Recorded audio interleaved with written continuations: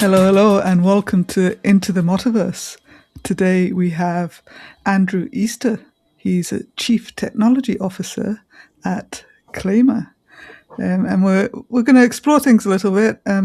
As part of Into the MoTaverse, we're kind of exploring other roles, other fields, other career paths in the hope and in the goal of really just trying to think about what is the future of products, what is the future of tech, and what is the future of quality in general. And personally, I feel like we can't do that without speaking to other people and their experiences.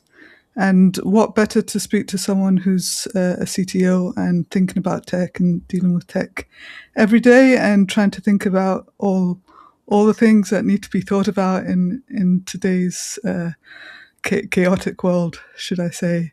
But hello, Andrew. Thank you for coming. Hello, Rosie. Thank you for inviting me. As you point out, there's a lot going on, a lot of chaos out in the world at the moment, and I think we're all probably sharing the similar experience of trying to figure it all out, what this means for us and our teams and our companies and our careers and our futures. And so it's nice to have an opportunity just to come and do something like this and talk about those experiences. Yeah, absolutely. Would you like to kind of give a little intro to yourself, what you're doing at the moment, what your history is? Yeah, sure. So my name is Andrew Easter, as you introduced me as. I am currently co-founder and chief technology officer at Claimer, and we've been operating for 6 to 7 years now in the R&D tax space. So we build technology solutions to enable R&D tax professionals to service their clients better and become more efficient internally at doing, in the process of doing that. We have been on an interesting journey, like most startups, and we've had a couple of pivots. When we first set out, we were more direct client facing, so we were more of a tech-enabled consultancy. But now 3 years ago, we shifted focus to actually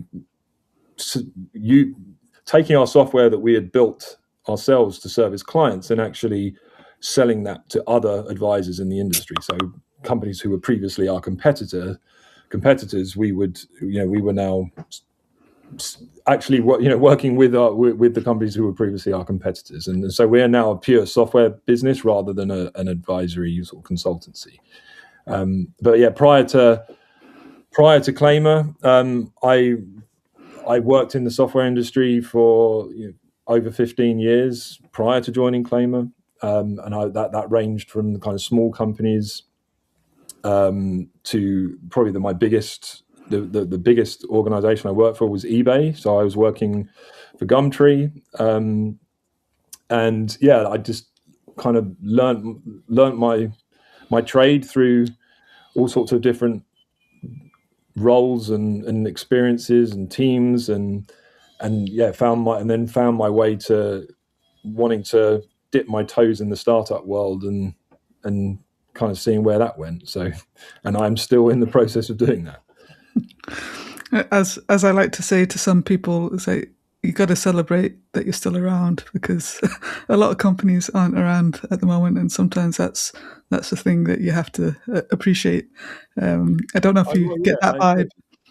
Yeah, I agree. And there's also one of the things that we kind of talk about as well is there's a lot of, obviously there are stories of like unicorns, these huge, highly valuable tech companies, and it can be, and it is worth bearing in mind that those still are very much the exception, not the rule. But I think it is easy, even when you're a startup and you've not achieved unicorn status, it can be easy to downplay your own success, because you can be being pretty successful in relative to the long tail of startups. But if you only benchmark yourself against these unicorns, then you might feel inadequate or like you're not succeeding, even when actually you're succeeding very quick. You're succeeding quite at a pretty high level.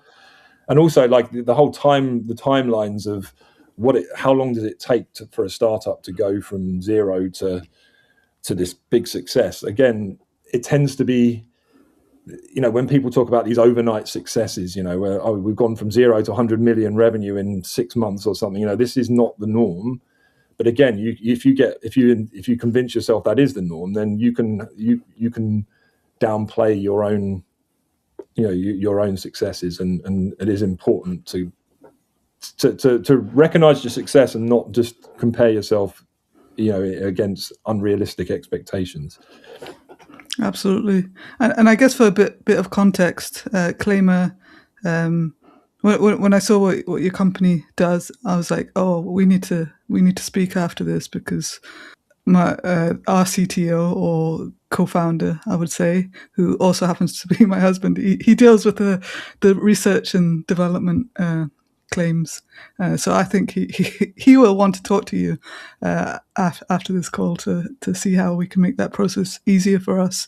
But also, I guess for people who don't know, in the UK, correct me if I'm wrong, as a business, if you're doing kind of research and innovation type activities, you can claim like tax rebates or tax credits, and the process for that is a bit tedious. So I'm assuming that you're making it a lot easier. Well, that's we're building software that allows our customers, who are advisors, to simplify that process and Okay. and be more compliant in the process. Because it is complex. It's more, and there's scrutiny for R&D, for passing the bar of what qualifies as R&D in the eyes of HMRC has massively increased over the last few years. There was a time when you could argue almost it was a bit of a free for all, frankly, and HMRC didn't have the capacity to scrutinize things in the way they do now, and so more than ever, it's necessary to really understand the legislation, and understand what it means to actually be doing R&D, because there are relatively clear definitions of what constitutes R&D and what doesn't. And I think what maybe people in the past thought was R&D, that it wasn't, and it still isn't. And so it is a process of trying to figure that out, and I think it is a form of self-assessment as well for companies.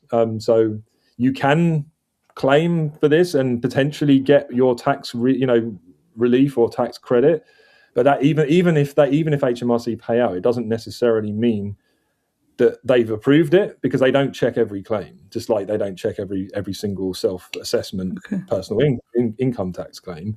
And the point is that even if you've had a payout, it doesn't mean that they won't come. They won't retrospectively, maybe for whatever reason, decide to investigate your claim and discover that maybe it wasn't legitimate. So it's not even a supposedly successful claim is still not guaranteed to be. Is not necessarily a guarantee that they won't come back in the future and change their mind. So it's very important. The compliance side is much, the barriers are higher now, and so it matters even more than. And for ultimately for the this is for the sake of the UK taxpayer as well, that we should want HMRC to be scrutinizing this and making sure that only genuine claims are actually paid out. Absolutely. And in your current situation, like how big is the company? Is it just yourself, or are there other people involved? There's 11 of us at the moment. Okay. But we've been on an interesting journey, because when we were direct client facing, where we were actually a consultancy essentially, we actually grew to nearly 30 people, and our pivot to being a software only provider to advisors and consultancies meant a significant restructure of how we operated, because we had a much heavier bias towards the kind of operational service side of things, and actually more on the sales and marketing side of things. And So that pivot was a very painful adjustment. Yeah, one of the most, I would say, I can safely say, one of the most toughest, professional experiences I had to go through, and my colleagues all had to go through, and because there is a human cost to pivoting a business when it involves such significant restructuring. And one of our priorities in that process was to do as much as we could to support anyone who was, whose position was effectively redundant in the new structure, to try and support them through that process and help find alternative employment and what have you. So like when startup stuff goes well, it's exciting and like motivating and enjoyable, but like it also comes with the reality sometimes of very, very difficult decisions, and that's not, it's not a good part of a startup journey. It's it's not, as a founder, it's like seeing the human cost on other people. It's not yourself. It's not about how much it hurts you. It's about seeing, having to see that impact on other people is, it's tough.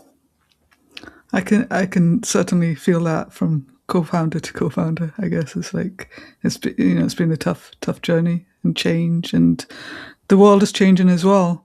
I'm curious to know what does that look like for you at the moment? So you've gone from like consultancy to product, and now I guess there's more things around the state of AI and the change that kind of creates. Is that creating another sense of change and unease, or how are you kind of looking at things from that perspective? Well, I think it has a number of impacts on us. I think both from a product perspective, like how we compete, well, how we look at our competitive position in the market. So that's like, I think it's fair to say that AI has created opportunity to solve problems that, either solve existing problems in a better way or more efficient way, but it's also unlocking opportunities to actually solve problems that were just impossible to potentially to consider solving before. And obviously that brings opportunity, and I think as a software business, you have very little choice but to explore how you can maintain a competitive position in your industry, because the opportunity, if you don't do it, then then someone else probably will. So there is kind of like reassessing where you fit as a product in an industry. And then another obviously big angle that's unavoidable and needs discussion is how we utilize AI internally to deliver product and operate in our business. And from a software engineering perspective, especially, that the change is both huge and rapid. So especially with regard to tools for helping you write code, and we are going through that a very quite sudden and very rapid transition into utilizing AI for actually building our software. And so there's multiple angles of all of this, and of the impact of this is, and we are going, I think, like most software companies, we are kind of figuring it out as we go along, like what the impact of all of this is on how we do business and how we operate ourselves internally. How big is your like dev team, or what does your tech team look like at the moment? If you include me in that, there's 6.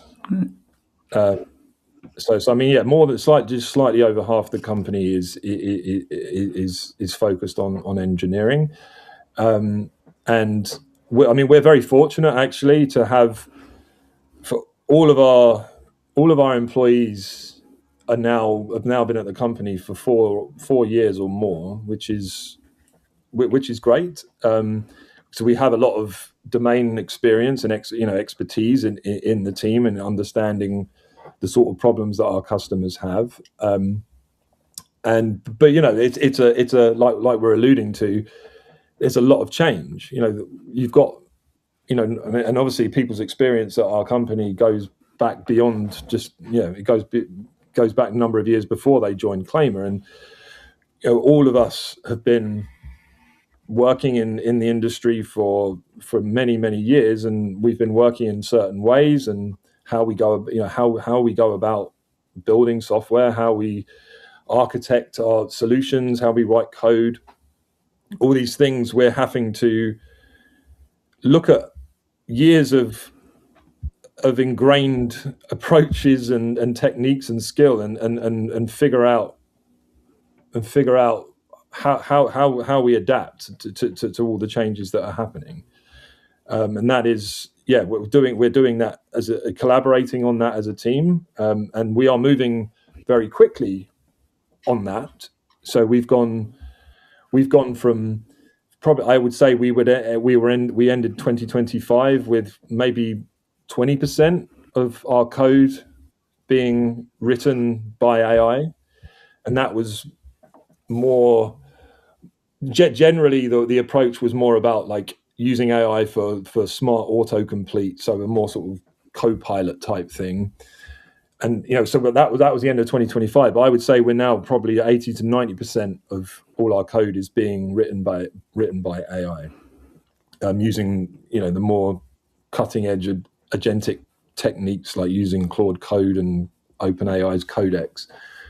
So, and that's, when you think about it, we're literally talking, I mean, I look at the date at the top of my screen, and that's 2.5 months. We've gone from say 20% of code written by AI to 80 to 90%. And, that's pretty mad. When you think about that, that's sort of unprecedented levels of change. And, this has been unlocked by especially some of the more recent advances in the frontier models with Anthropic's Claude Opus 4.6 and Codex 5.3, I think it is. Like there was a big step that suddenly enabled to a move to these sort of percentages. And I think one thing that I think it's worth discussing, beyond just, oh wow, we can be 10 times more productive, 100 times more productive. A big discussion point I think we need to have as professionals in our industry is like, it's cool to focus on what all the potential gains are, but what is the human cost of all of this change, and such dramatic changes in working practices. That's hard enough, but when you consider that those changes are happening in almost crazy short time frames, it's inevitable that that's going to have a human cost, and the impacts on mental health and what have you as people go through that adjustment is something that we should all be, in my opinion, very mindful of. Yeah, because I mean, it's easy to think about the big stories that you tend to see that happen, like I think Block is probably the most recent one, top of mind, where they laid off 40% of their staff due to AI, or at least that's what they say. Who knows the truth? But as you kind of mentioned, it's like we're smaller companies. Like the Ministry of Testing of the MoTaverse is a smaller company. We're 7-8 people, and I think we tend to think about the more human aspect a bit more. As like, yes, we want to be efficient and we want to stay with the times, but we also care about our people. And I wonder how do you think about that in terms of, like, let's say your tech team, like how much of the tech team are like more programmers, coders overall, And how is it like impacting them, or how are you seeing it that if they're more efficient, then where does it leave the rest of their time? What are they doing with the rest of their time, or how are you changing or exploring the roles as a consequence of the efficiency gains?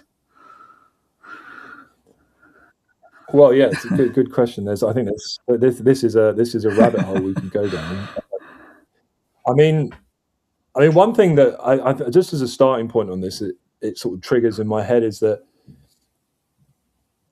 a lot in my experience, software engineers, lean towards sort of the creative side of personality spectrum, and there is something inherently creative about writing code. The actual process that I think people go through to writing code is a creative thing, because it's you're writing code and you're running it, you're getting feedback, and it's a very iterative loop, and it's one that also fosters like flow state. And actually, when you can really get in the zone of something, and ultimately, when you get in the zone and get in the moment, in the present moment with anything in human experience, that's often when you can produce your best work, or your highest performance.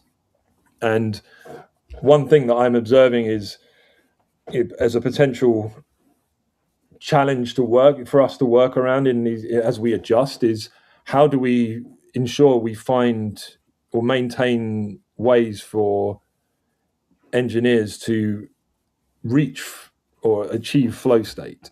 Because if you kind of take the step back, that as an engineer, you're now not a coder as such. Your primary job isn't to write code, but it's just to more facilitate the coding process.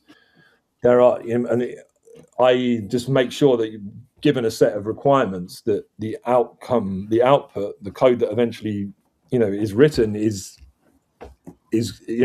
meets the requirements, both functionally and non-functionally. Like that's a sort of a facilitation job, rather than a direct sort of creative job.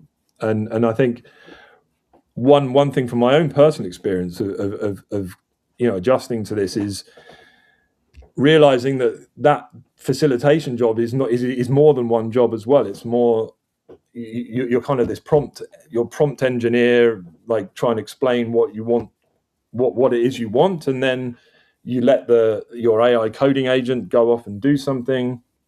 You can give some feedback, but then you have this kind of, you become the code reviewer then, as this human being in this new world.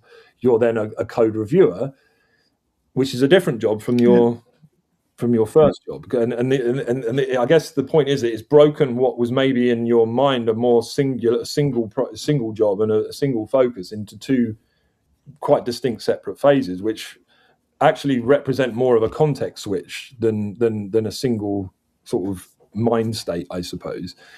And so what I think we're learning a little bit and trying to figure out how we address is how to avoid that context switching being, creating quite a lot of, I guess, mental load and stress, because I think in whatever anyone does, I think it's a classic complaint, isn't it? It's almost a cliched complaint in any business when people are saying, "Oh, I can't be productive because I'm context switching all the time," and because context switching is generally seen as a negative thing and a thing that slows people down or creates sort of distractions or mental fog or whatever. And I think that's one thing we're recognizing is how do we make sure that we can sort of maintain some kind of flow state, and this context switching not actually being sort of a negative thing, because it may be, yes, we are moving faster in the short term, but are we maintaining levels of motivation? Are we kind of burning ourselves out a little bit in the process of doing this, because it's maybe some of that sort of creative process is that almost feeds clarity of mind and motivation is maybe somehow lost in amongst all this new paradigm of working. Yeah. Have you seen any signs of achieving flow in the new AI process adoptions? I've seen this. So this is an interesting one, because I think, maybe I could be in danger of speaking too much from personal experience here. So I would say it like in anything, like it varies from person to person, because there are, I guess, looking at, whether this is maybe not a perfect spectrum to look at things from, but I guess you could go from one end of a spectrum, which is the very sort of creative minded person who derives all of their, almost like a lot of the satisfaction of creating something is actually the journey, and actually what goes on in the journey to getting there, versus the creative person who is more just motivated by the outcome, as opposed to what was involved in getting to that outcome. It's like if you've got the outcome and it's something new that you've created and built, and that's the thing that truly motivates you. And obviously it's a spectrum. There's obviously positions all along that spectrum where people might sit. So I think if you're very much on the end of the spectrum where it's all about the output, all you care about is that you've created something of value that has solved a problem, then this kind of I guess the AI sort of coding approach can be very, very motivating, because it effectively lets you shortcut your way to those outputs. Whereas if you're someone who is leaning much more towards the sort of deep sort of creative thing, where almost the process and the journey itself is almost the most where you derive the most value, then that can, I think you're more likely to find it being a more stressful and experience, and one where you're questioning, maybe questioning yourself more what your value is in this new world. I remember saying to someone recently, if I can sort of comparing it to, I don't know, house building or house renovation projects, I think you'll find there's certainly people who would go through a big process, a really painful process of I don't know, like renovating their house over 6 months to 12 months. And it's like, it all requires all this project management and, hiring people, or maybe doing some of the work yourself and all this stuff. And at the end of it, you achieve your goal and your vision for your house. But I think the danger is, if you're a super creative person, you might find out that once you've got it, you're like, oh, well, that's done now. And actually you're like, you realize that what really was the excitement, the thing that was driving your motivation, was actually going from zero to something. But once you'd got it, you were probably thinking, well, actually, I realized I only did that because it was the whole building process was what I really wanted to do, as opposed to someone who actually has the end product, and they love their end product, and they enjoy living in it and deriving all the benefits they get from their lovely new house and everything. And but yeah, there's the point is, there's depending on what motivates you. I think people will react very, very differently in this new world, off the back of what it is that ultimately drives them to be creative and build things. It's funny you should use the house example, because we did our house up, it's probably like about 4 years ago now, and we extended it in multiple places, almost rebuilt it, but not quite. It was like a big project, but we managed to do it in 9 months. But we didn't do the garden or the driveway, because we kind of ran out of money. And still, even like 4 years later, that's not quite done. But my husband's taken the challenge of doing it himself and figuring it out and doing it bit by bit and picking up skills. And he's really enjoying it, actually. But we definitely had the reflection on the house, is that we had to do it all in one, like quickly, we felt, just because of family needs and stuff like that. But there were definitely points afterwards we were like, oh, we wish we weren't so rushed in making that decision. Like we were pressured to make decisions because the project had to go on, right? If it didn't go on, then it would have delayed stuff and been worse. But some of it was like colors of the kitchen. Like we've got a blue kitchen, but then our front door is green, and we're like, oh, we should have gone for a green kitchen, and it would have flowed better. There you go, tying in flow to the conversation. But yeah, there's I guess associations with that. But now that my husband's like working on the garden, he's thinking through things with more clarity, and there's a lot more joy in the process, even though it's taken a lot longer than we would like. But it is what it is. But yeah, I guess thinking about that, and like it made me think about things like internally in the MoTaverse. We have this thing that we've been using called the R test. Simon and I have so much fun with it, and it kind of came out naturally. And I think like maybe the slight difference with what we do is that we're part platform, as in community platform, and we're part working directly with the community on many things. So we can't like automate everything into it. But as we've kind of gone on the journey of building our own platform, in the quality world, we talk a lot about like system syncing, for example. So we get to look at how everything flows together and how everything works together. And we're committed to kind of building the platform out just because we were so dissatisfied. For me, like as the CEO, co-founder, I felt in my heart it was the right thing to do, but I wasn't really sure like how what would come up, what would be good, what we would build, and it's literally been like one improvement day by day, just focusing on iterating day by day and looking and thinking about the changes that we're making, seeing the changes that we're making, and kind of observing to see if anything stands out. And the more we did that, the more we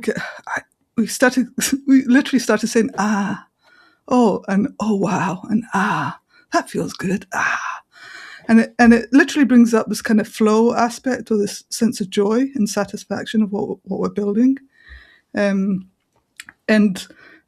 we started doing that so much that I was like, oh, this is our test. Every time we go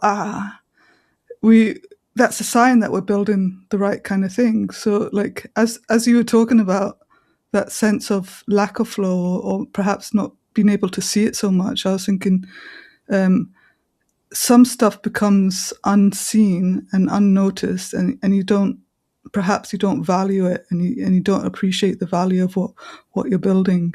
And it's kind of blown my mind, because I knew there's value in building our own platform. I knew like the data would be interesting, but like the more we do it, the more I kind of understand why the bigger platforms don't share their data. It's because they can see that they see all this data flying around, and they can play with it, and they get to have fun with it in various ways, I guess. But yeah, I guess it goes back to the R test. It's like, how can we see that as much with AI? And as you say, there's probably no right or wrong, or there's companies might go for the big outcomes, but those might be like the bigger unicorn type companies who care about the outcomes more. But there's still many smaller companies, consultancies, companies like 5 to 50 people that probably care more about like building something that really feels good, and potentially innovating as a result of that from what they see that they're building and the value they're building. Is that it brings a sense of innovation. So yeah, I just any thoughts that come to mind around that? I mean, just something that somehow it's triggered in my head is just like, you're kind of referring there to just making, almost, I guess, keeping focused on a mission or vision for what you believe in and you want to achieve with whatever it is you're doing. And I think that is actually one thing I would say is it's almost like it can. I think the current changes in the world, especially with AI, potentially make it too easy to not maintain conviction over what it is you stand for and what you're trying to achieve, because I think that what AI is giving us is this sense of new capability, and that means that I guess you can think about what that capability means for you and your own business and what it is you're trying to achieve, but then also at the same time being slightly unsettled what that means for others, being who have now got capabilities that they didn't have before, what they might be able to do with those capabilities that might affect you. But I think that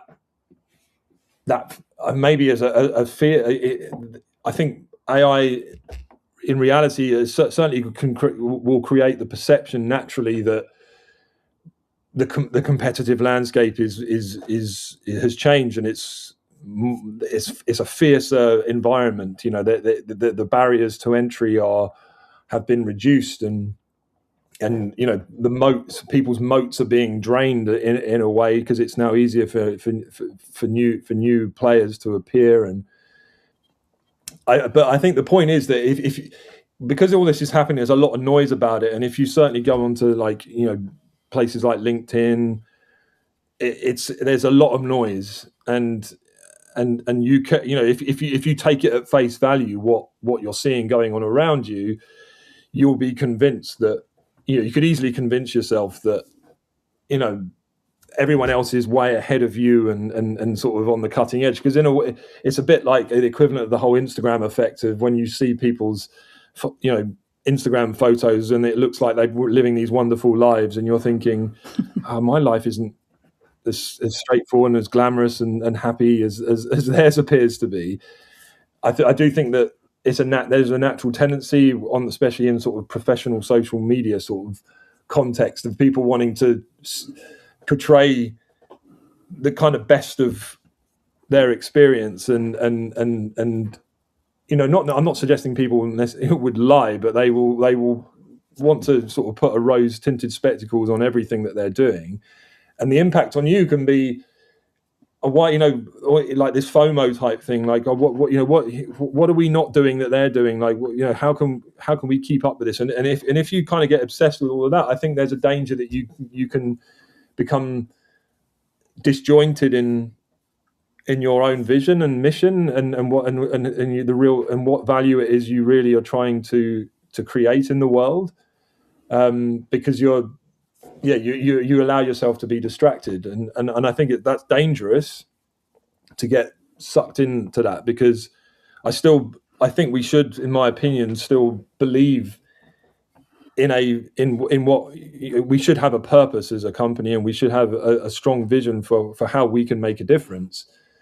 But if you just if you allow yourself to be distracted by all this stuff that's going on around you, you could easily lose your way. And I think that is at the moment it feels like there's an overwhelming amount of stuff going on out there and you sort of can easily feel like you're not keeping up, even when maybe it's only your perception and it's not necessarily the reality. What would you say you're doing? Because related to, let's say you're doing 80% of coding with AI, for example. I was speaking to Emma Armstrong, the episode before this of Into the MoTaverse, and she touched upon the fact that a couple of things she said that I think are interesting and related to this is like, one, as an engineering manager, she's been more stressed than ever, just trying to think about how to deal with everything and catering for her team. And then the other angle she mentioned, which I think is interesting, is like all this AI stuff. It's like it's so focused on code, but it hasn't allowed other kind of career paths to catch up properly yet. So it's like, yes, it might be able to churn out code really quickly, but people haven't had the chance to think about what does that mean for quality, what does that mean for testing, or things like testability, for example. She was like, no one's really talking about it, and like their team is currently like thinking about that and trying to figure it out. But it's all like figuring it out as you go, right? But I guess, like, from your perspective, how are you thinking about that for your team overall? And also, like, the conversations are going to come up, right? It's like, what does it mean for your engineers if 80% of the stuff is now written in code? How do we adapt to and protect their roles, or see how their roles change as a result, rather than necessarily just like cutting them out of the organization? Yeah, there's a few things to discuss there. I mean, one thing. So one of the things that's, I mean, so we're certainly seeing the benefits of, with regards to AI coding tools like Claude Code, is to actually almost not treat them as just a means to write code, because I would still subscribe to the idea that I mean, this is, it's a bit of a cliche that software engineering or software engineers are only like 20% of the job of a software engineer is coding. I mean, people say that. I mean, whether or how accurate that is it's hard. It kind of varies from context to context, I think. But I think the point is it's meant to be illustrative of the fact that it's just trying to make the point that software engineering isn't just about writing code, and it is more about problem solving. And the getting value or getting success out of things like Claude Code isn't requires some kind of workflow, methodical workflow about how you go from taking an idea and turning it into a working solution. And the thing is, there's nothing stopping you with these tools just jumping straight into, I've got an idea, here's my idea, and the tool just sycophantically like do what you're telling it to do, because if you're making out that you just want to write some code, then it will be more than happy to please you in doing that. But anyway, I mean, the point is that that's like a sort of low, sort of base level usage pattern for this technology, and ultimately you won't get good results, and sort of the mind-blowing results that people talk about, if you take that type of approach. But where the success seems to be is when you have these methodical workflows where you take you break down the development of any idea into multiple phases. So you have, like I say, a brainstorming or ideation session. You take the output of that session and you work on creating a plan for implementing that, and then you maybe have another step which is actually looking at it from an architecture lens, like almost applying like what would an architect do, and what input would they have, and then taking that into an implementation plan, and then the specific implementation plan might cover like the philosophy about doing this. Like, is it going to be done in a sort of using TDD philosophy, for example, and then you have like maybe at each step you have like loop backs of like review and critique. But the point is that if you actually then break down what the type of workflow that I think that people are seeing success with, and there are some out the box workflows that you can plug into things like Claude Code and start using straight away. If you actually look at what it really takes to get the best value out of these tools, the vast majority of those phases aren't the actual coding phase. They're all the kind of all of the deep sort of investigation into the problem itself, and and understanding how you can actually create something useful and how you can create it, what methodologies and philosophies you will apply from, say, an architectural perspective in order that you can maybe scale it in the long term. And then on the testing side, I mean, TDD delivers a lot of value, has always delivered a lot of value in my opinion, but it's also been something that people can get quite a lot of fatigue with, I think, especially if you're kind of feel under pressure to deliver features. We've got to deliver like the TDD side, even whilst you sort of convinced that it is a good practice, it's something that can often get deprioritized. But what you can do with these coding agents is influence them to work in that way. So actually the implementation phase, you can instruct these things to always write tests first. And it actually uses the testing process as a means of verifying itself as it's going through the implementation. So testing actually informs the actual coding process. And the interesting thing about these workflows is you are then explaining, you can effectively, I suppose you could say, sort of train the agents to follow a workflow in using your own best practices. And so as you learn about what works well, you effectively codify that for the future. And and then you can share that across your team. So your best practices around architecture and coding patterns and testing patterns and what have you can be incorporated into it, and shared across your whole team.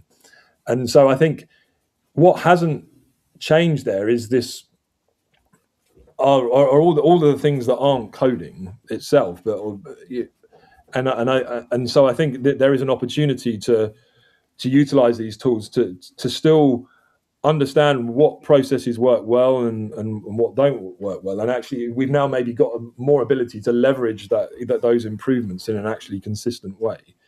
And certainly, I would say, just on the whole ideation and brainstorming side, that's one area where I've found so far that I can get into a bit more flow state with these tools.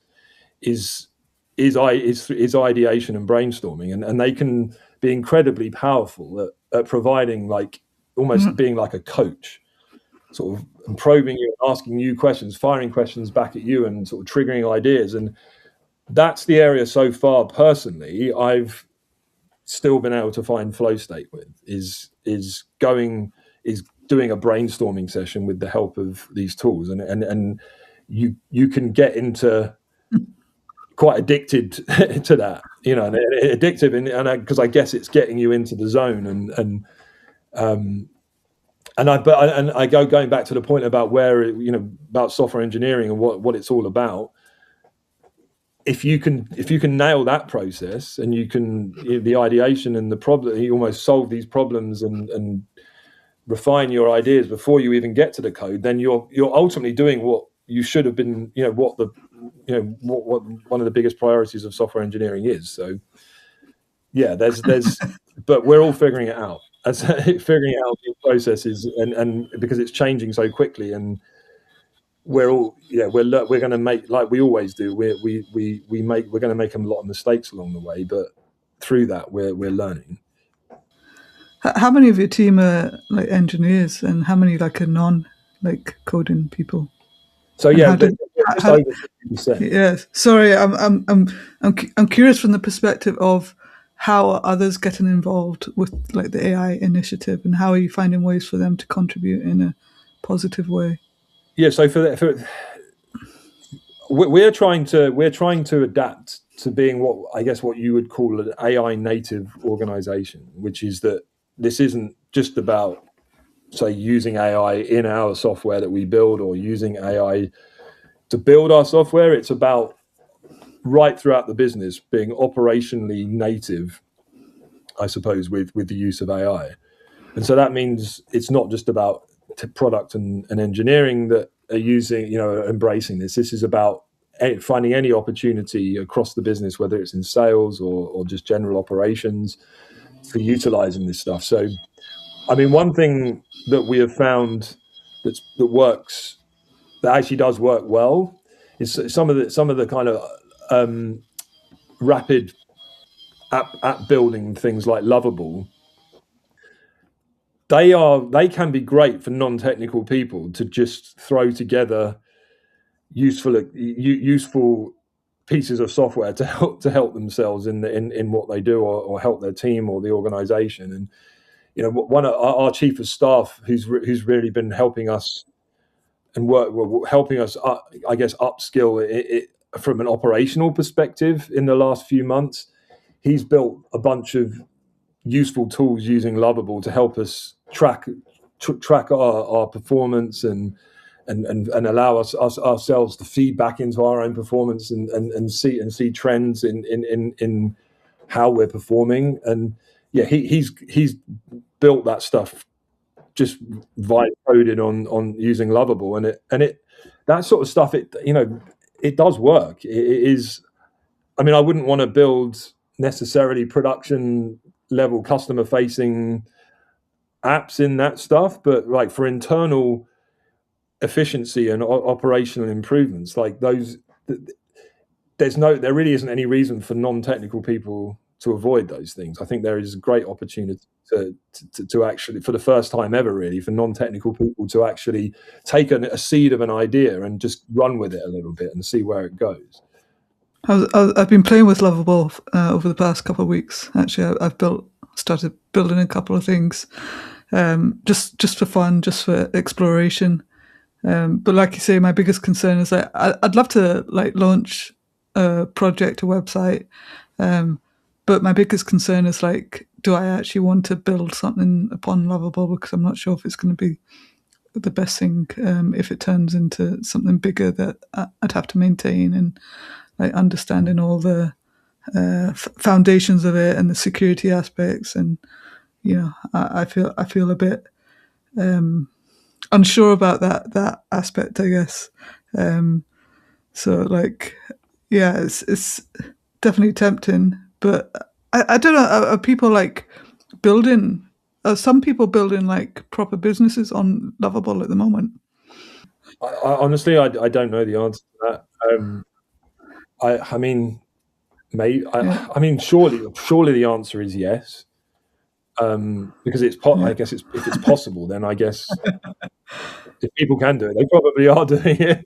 But I mean, for me at least, at this stage, I would say the value in those tools is for rapid prototyping of potential customer-facing products, or genuinely, like I said, using it as a means to create internal tooling and things like that, where it's running in a bit more of a boundaried environment where you're not exposing it to the outside world. That can be it's very capable there. But I think, trusting it with customers' own data and stuff, I think I wouldn't personally want to go there right now. It's interesting, right? And I guess touching upon that, AI in general, obviously there's the concerns, there's the stress, there's mental health, like all the consequences of the pressure, I think, the change or the unknown. How are you thinking about the consequences of AI, and how are you thinking about that, particularly for your business maybe, and for your team? Because there's just so many unknowns. There's so many careless acts happening out there. So much bad behavior, so much stealing of data and copyright, and even stories I've heard recently, AI produces stuff, but you can still get sued for the copyright because it's based on other people's content. So there's still all these risks and consequences. How are you thinking about that for your business, and how are you trying to protect yourself or build in a way that you feel comfortable? Well, yeah, it is a bit of a runaway train in a way. What's going on, and I think we've been through a number. I guess humanity is, over the last sort of couple of decades or 3 decades, we've gone through a few significant changes from a technology perspective. With the web, I guess, is one example, and then social media as probably maybe, I don't know, not a bigger example, but I think at least if you look at it from the consequences on humanity of social media, like, I think that was a massive, like, social experiment in a way. Like, I think all of us were guinea pigs in an experiment that we didn't necessarily choose to be involved in. And yeah, I mean, I often say, like, I remember Twitter when Twitter first came out. And I didn't get, I confess to not getting it. I didn't see the point. It was, people were like writing what they were having for lunch or whatever, and it's just like, yeah, why would you want to do that? And yet somehow, like, within 10 years, it was manipulating elections, election results, and it completely changing the fabric of democracy potentially, and I never saw that coming, and I'm not sure how many people genuinely did. And I figure that the rise of LLMs and AI is absolutely so obviously, I guess, has well, not just has the potential, but will change humanity. But it feels like it's almost certainly going to do so in ways that we don't currently predict. And it just somehow feels like it has even much greater potential to have even greater reaching impact in terms of how it will affect us. And I don't personally have a great deal of confidence that the people driving this really care that much. I mean, maybe that's a controversial statement, but there's so much, like with any new technology, and when there's buzz around some new technology, it feels like the natural focus is on what all these wonderful new capabilities are, not really thinking that much about what the human cost might be, the negative sort of consequences of it. And certainly the AI landscape, and it's being driven by, you could argue, some of the worst of capitalism in a way. Like, it's extraordinary amounts of money being poured into this, and it's got to the point where some of the big players and all of this, they've become they've had so much money poured in, it's almost like they're becoming too big to fail, and so they've got to kind of unless they sort of mop up almost the entire market, it's almost like that wouldn't be successful. They wouldn't have been successful. And so there's more money poured in to try and somehow make them ubiquitous tools that are going to solve everything. But yeah, what's behind all of that? There we've got a lot of us human beings who are going to be impacted by this, and in the short term, that means human beings being driven to work faster. So because now there's this general perception that we should be able to be 10 times or 100 times more productive. There's this pressure to be 10 times or 100 times more productive. And I don't know if you've got a leaders or chief executives in businesses who are just convinced that it's now all about output and efficiency, and we should be moving faster, then they're going to be pushing for this stuff. And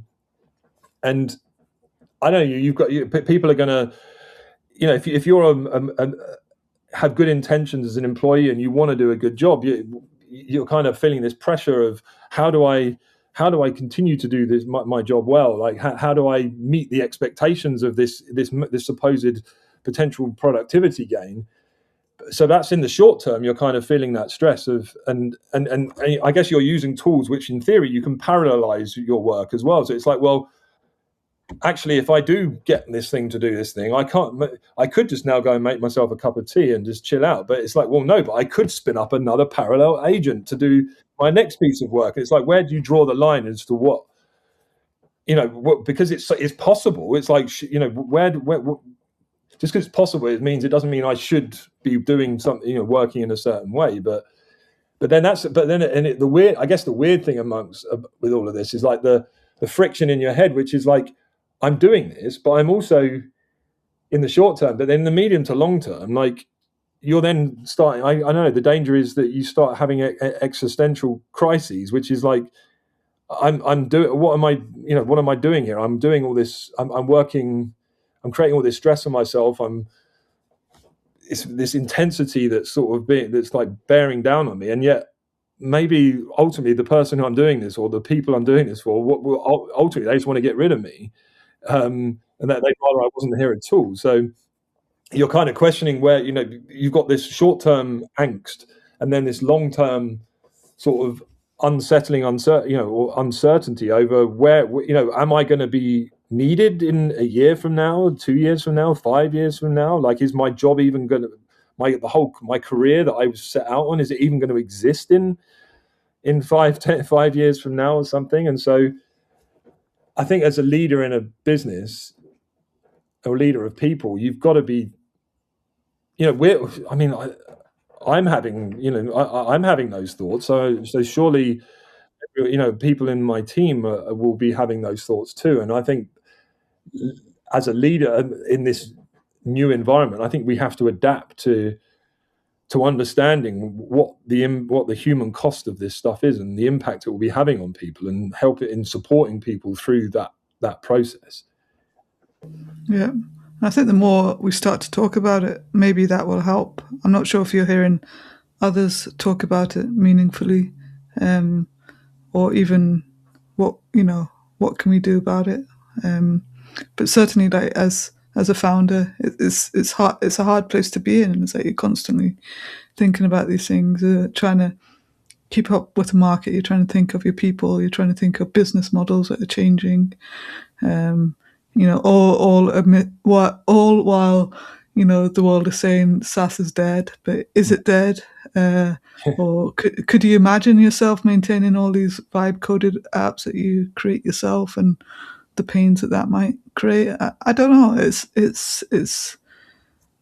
definitely something to, I don't know, explore. I don't know what the answers are. I mean, I think I feel like there's not much etiquette out there, I think, in the way that people are hyping things. I mean, you kind of triggered me there when you said about the whole SaaS is dead thing, because it's like you see these articles. It's like AI clickbait, because it is like these kind of like bold statements, like no one's going to be writing code in 3 months from now, or the end of SaaS, the end of this, the end of that, like. And I think it can be quite reckless, that type of messaging, because again, it's this thing it makes these sweeping generalizations, and like if for a lot of people, they're seeing all of this stuff and they're consuming all this stuff, and it's kind of, you could drive you mad. And I think we need to be more disciplined as humanity needs to be more disciplined about this, because it isn't all great.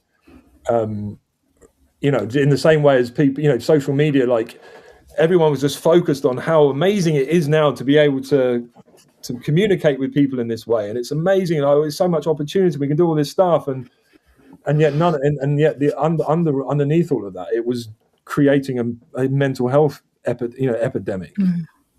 There's also, there's also a term I came across recently, which is very much aligns with this, which is the announcement economy.